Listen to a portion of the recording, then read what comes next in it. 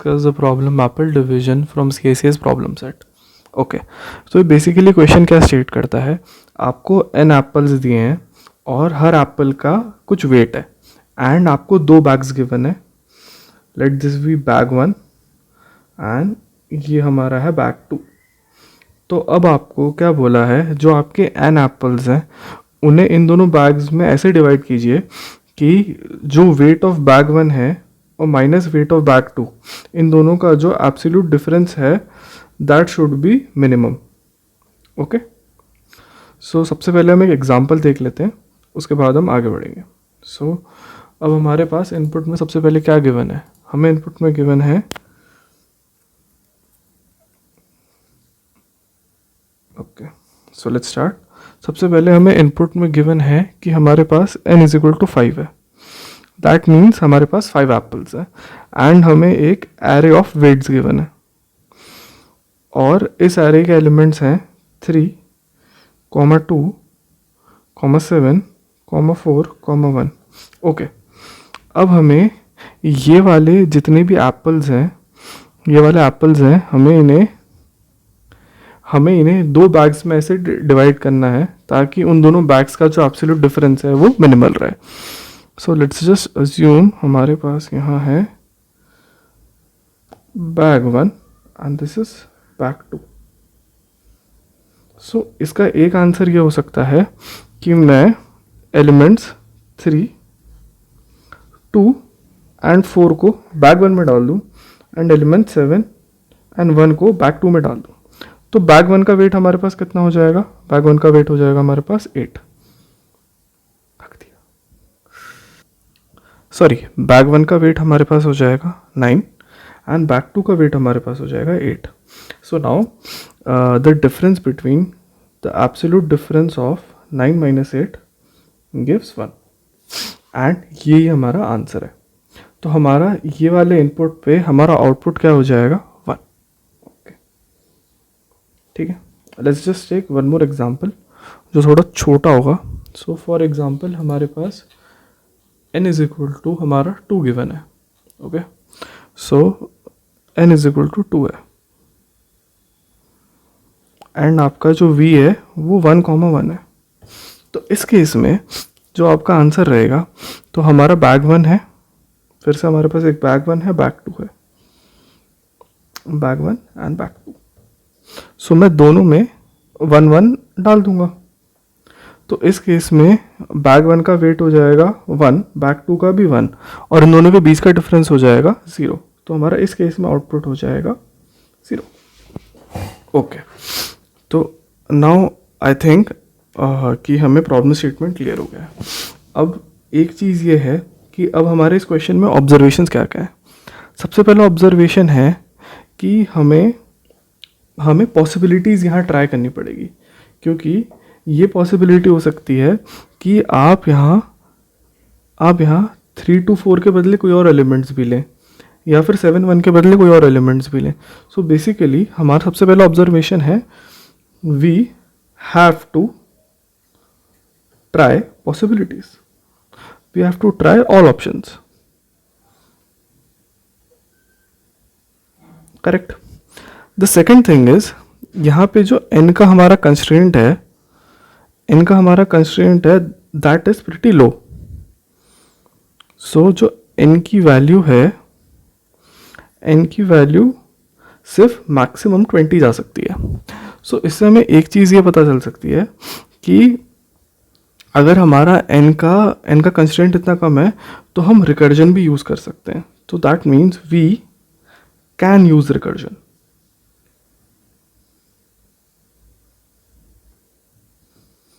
So we can use recursion. अब तो हमें इतना आइडिया आ गया है कि अगर हमें पॉसिबिलिटीज ट्राई करनी है और हमारे कंस्ट्रेंट भी लो है तो वी कैन यूज़ रिकर्जन. अब हम रिकर्जन यूज़ कैसे करेंगे. Okay, so let's start. So ये आप यहाँ पे अज्यूम कर लीजिए कि जो a है हमारा, a is bag 1 and you can also assume it as bag a, और b है हमारा बैग b. ओके, ठीक है, ये मैंने सिर्फ अंडरस्टैंडिंग के लिए लिखा था. एंड एक और चीज़ बता देता हूँ, जो आपका रेड एरो है एंड यहाँ पे ग्रीन एरो है। तो रेड एरो का मतलब है कि मैं एलिमेंट को बैग ए में डाल रहा हूँ, ओके, एंड इसका मतलब है मैं बैग बी में डाल रहा हूँ।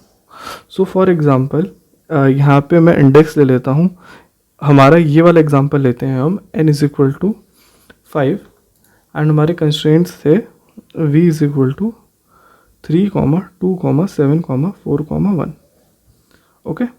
तो यहाँ पे मैं लेता हूँ index of 4, okay. So the element that we have at index 4 is 1। अब इसका मतलब रेड एरो का क्या मतलब है कि मैं जो 1 वाला एलिमेंट है वो मैं बैग ए में डाल रहा हूँ। सो यहाँ पे क्या हो जाएगा 1 कॉमा, ये ब्रैकेट तो खाली रहेगा क्योंकि हमने अब तक उस बैग में कुछ डाला नहीं है। ग्रीन एरो का क्या मतलब है कि मैं जो ये वाला एलिमेंट है, करंट एलिमेंट है जो हम जिस इंडेक्स पे खड़े हैं, वो एलिमेंट मैं बी वाले में डाल रहा हूँ। सो ये हो गया, ओके। नाउ अब हमारा इंडेक्स, अब हम ये वाले इंडेक्स पे देखेंगे। तो हम देखेंगे अब at i is equal to 4 पे, at i n d is equal to 3।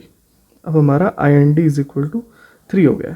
तो फिर से हमारे पास यहाँ दो ऑप्शन आ सकते हैं कि या तो मैं ये वाला जो एलिमेंट है i n d is equal to 3, that is this element, या तो मैं इसे बैग ए में डालूँ या बैग बी में डालूँ। तो फॉर एग्जाम्पल मैं इसको बैग ए में डालता हूँ, तो 1, 4 एंड ये तो खाली रहेगा वो वाला बैग क्योंकि उसमें हमने कुछ इंसर्ट नहीं करा था, या फिर मैं उसे बैग बी में डालूँ, सो 1 एंड 4। सिमिलरली हियर, तो यहाँ पे रेड का मतलब क्या है कि मैं ये वाले आई एन डी, तो मतलब v ऑफ 3 को मैं बैग ए में डालूंगा, और यहाँ पे मैं v ऑफ 3 को, ये ग्रीन एरो का मतलब है मैं बैग बी में डालूंगा, ओके। ओके, सो ये क्या हो जाएगा 4 and this will B 1, and इस केस में क्या हो जाएगा खाली ब्रैकेट एंड देन 1, 4, ओके। अब हम फिर आगे बढ़ते हैं। अब हम कहाँ आ जाएंगे, अब हम आ जाएंगे i n d is equal to 2 पे, okay. I n d is equal to 2 and हमारा v ऑफ 2 कितना है, हमारा v ऑफ 2 है 7, ओके। नाउ अब यहाँ पे रेड का मतलब क्या है फिर से कि हम जो हमारे 7 की वैल्यू है वो हम बैग ए में डाल रहे हैं, और ग्रीन का मतलब है जो 7 की वैल्यू हम बैग बी में डालेंगे, ओके।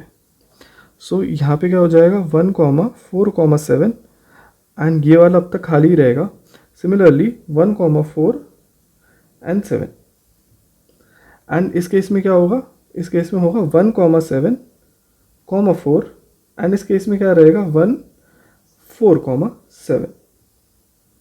सिमिलरली इस केस में होगा 4, 7 एंड 1 एंड इस केस में क्या रहेगा 4, 1, 7 एंड ये केस में क्या रहेगा 7, 1, 4, सिमिलरली 1, 4, 7, ओके। सो यहाँ पे जब हम इसे और सॉल्व करते जाएंगे तो हमारे पास बहुत सारी पॉसिबिलिटीज़ बनती जाएगी। सो इस वे में हम यहाँ पे रिकर्जन अप्लाई कर सकते हैं। तो अब जो मेरा रिकर्सिव फंक्शन बनेगा, तो हम बेसिकली क्या कर रहे हैं, हमारा जो रिकर्सिव फंक्शन है ये मैं एक बार वेक्टर को फिर से लिख लेता हूँ 5, 2, 7, 4। तो मैं ये वाली इंडेक्स पे स्टार्ट कर रहा हूँ, जो मेरा रिकर्सिव कॉल है मैं इस इंडेक्स पे स्टार्ट कर रहा हूँ, और मैं देख रहा हूँ कि या तो मैं इसे बैग ए में डालूंगा या मैं बैग बी में डालूंगा, ठीक है। एंड देन सिमिलरली मैं ये वाले इंडेक्स पे आऊँगा एंड मैं सेम चीज़ चेक करूँगा, ओके। तो आई थिंक इतना हमें बेसिक आइडिया मिल गया है कि जो हमारा रिकर्सिव फंक्शन होगा वो कुछ ऐसा हो सकता है कि एफ ऑफ, सबसे पहले तो आ जाएगा आई एन डी, क्योंकि जिस हम करंट इंडेक्स पे है। फिर हम ये कर सकते हैं WT1 that is weight of bag 1, similarly WT2 that is weight of bag 2। And जब हमारा इंडेक्स 0 हो जाएगा, जब हमारा i n d is equal to 0 हो जाएगा, that will be our base case, ठीक है। अब बेस केस में क्या होगा, बेस केस में सो फॉर एग्जांपल आप ये वाले इंडेक्स पे आ गए हो 3, 2, 1, ओके। तो आप बेस इंडेक्स पे आ गए हो। अब आपके पास फिर से दो ऑप्शंस हैं, या तो आप इसे बैग 1 में डालो या तो आप इसे बैग 2 में डालो। तो आप क्या करोगे, जो हमारा WT1 होगा उसमें हम बैग वन का उसमें हम v ऑफ ज़ीरो ऐड कर लेंगे। एक हमारा पॉसिबिलिटी ये हो जाएगा, एंड हमारा सेकंड पॉसिबिलिटी क्या हो जाएगा, हम WT2 उसमें हम v ऑफ ज़ीरो ऐड कर लेंगे। ओके, एंड देन फिर हम इसको किससे इसको हम माइनस कर देंगे WT2 से, एंड इसको माइनस करेंगे WT1 से। और इन दोनों का जो मिनिमम होगा, मतलब मिनिमम ऑफ दीज टू, ये हमारा बेस केस रिटर्न करेगा। तो ये हो गया आपका बेस केस।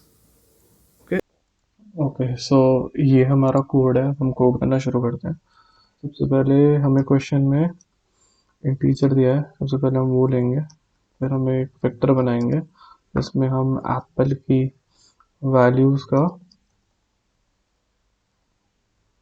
वेट लेंगे। ये मैंने वेक्टर का इनपुट ले लिया। नाउ अब हमें सबसे पहले एक रिकर्सिव फंक्शन बनाना है। So let's just make an recursive function f नाम से, और आप जिस भी नाम से बनाना चाहते हो बना सकते हो, एंड देन int f। अब इसके पैरामीटर कौन से होंगे। जैसा हमने डिस्कस करा है, सबसे पहला पैरामीटर होगा इंडेक्स। ओके, फिर सबसे सेकंड पैरामीटर होगा बैग वन, थर्ड पैरामीटर होगा bag two. This is basically जो हमारे बैग्स है उनका वेट है, एंड एट द एंड बस हमें वेक्टर के इनपुट देना पड़ेगा, और हम रेफरेंस से पास करेंगे ताकि वो बार बार कॉपी ना बनाते रहे। ओके, अब हमें पता है कि हम लास्ट इंडेक्स से स्टार्ट कर रहे हैं, तो इंडेक्स की वैल्यू रहेगी n-1। Bag one bag two initially दोनों की वैल्यू 0 0 रहेगी, क्योंकि दोनों इनिशियल बैग एम्प्टी है। ओके, नाउ यहाँ पे आएगा सबसे पहले हमारा बेस केस। बेस केस का कोड कब आएगा, जब हम लोग लास्ट इंडेक्स पे होंगे। तो बेस केस का बाद में लिखते हैं, पहले हम जो हमारी पॉसिबिलिटीज है जो हम एक्सप्लोर करने वाले हैं उसका कोड लिखेंगे। सबसे पहले आएगा int temp1। ओके, नाउ अब हमारी पहली पॉसिबिलिटी क्या थी कि हम जो हमारा करंट एलिमेंट है हम उसे बैग वन में डालेंगे। Okay, so f of ind-1, क्योंकि आप अभी करंट इंडेक्स पे ऑपरेशन कर रहे हो। सेकंड आपका क्या है, bag one plus v of ind। सो इसका क्या मतलब है कि जो आपका करंट बैग का वेट है आप उसमें करंट इंडेक्स का वेट डाल रहे हो। बैग टू सेम रहेगा क्योंकि हमने बैग टू का वैल्यू चेंज नहीं करा। Okay, similarly int temp two हमारा क्या रहेगा, f of ind-1। Temp to का मतलब क्या है कि आप जो करंट एलिमेंट है आप उसे बैग टू में डाल रहे हो। So bag one comma bag two plus v of ind comma v। At the end अब हमें क्या रिटर्न करना है, हमें रिटर्न करना है, तो ये वाला जो टेम्प वन और टेम्प टू वैल्यू है ये आपको बेसिकली पता है क्या रिटर्न करेगी, the absolute difference of bag one and bag two. Okay, तो सबसे पहले हम क्या करेंगे, इफ अब हम लास्ट इंडेक्स पे आ गए हैं, तो let's just assume int r1 is equal to bag one plus v of zero. As मैंने क्या बोला था, जो हमारा लास्ट इंडेक्स है वहां पे हमारे पास दो ऑप्शन रहेंगे कि या तो आप जो लास्ट एलिमेंट है बैग वन में डालो या बैग टू में डालो। Int r2 is equal to bag two plus v of zero. Correct. Now अब हम नेक्स्ट चीज क्या करेंगे, नेक्स्ट चीज हम करेंगे ये कंपैरिजन के बाद अब हम कंपेयर किस किस को करेंगे, तो हम जो हमारा इंट आंस है उसे वो होगा हमारा minimum of abs of r1, क्योंकि अब ये आपकी नई वैल्यू है। ठीक है, आपने क्या करा, लास्ट इंडेक्स पे जो आपका लास्ट इंडेक्स था वहां पे आपने बैग वन में आपने v ऑफ जीरो की वैल्यू डाल दी, तो आपकी बैग टू की वैल्यू चेंज नहीं होगी, minus bag two comma absolute difference of r2। So that is, यहाँ पे इसका क्या मतलब है कि आपने जो आपकी जो इंडेक्स जीरो पे जो वैल्यू है उसने आप उसको आपने बैग टू में डाल दिया, माइनस बैग ऑफ वन। इसका ये मतलब है कि जो आपका बैग वन का वैल्यू चेंज नहीं होगा क्योंकि जो आपने लास्ट एलिमेंट है वो आपने बैग टू में डाल दिया। एंड देन हम रिटर्न करेंगे आंस को।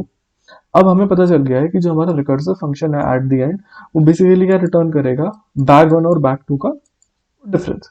तो यहाँ पे हम बस इतना रिटर्न कर देंगे, return min of temp one temp two, and that is our code.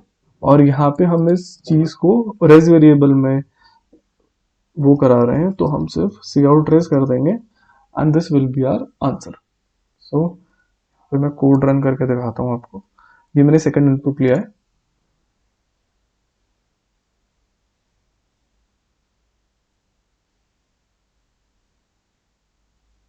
Yep, it works. Okay, so thank you for watching the video. Hope to see you again. Bye bye.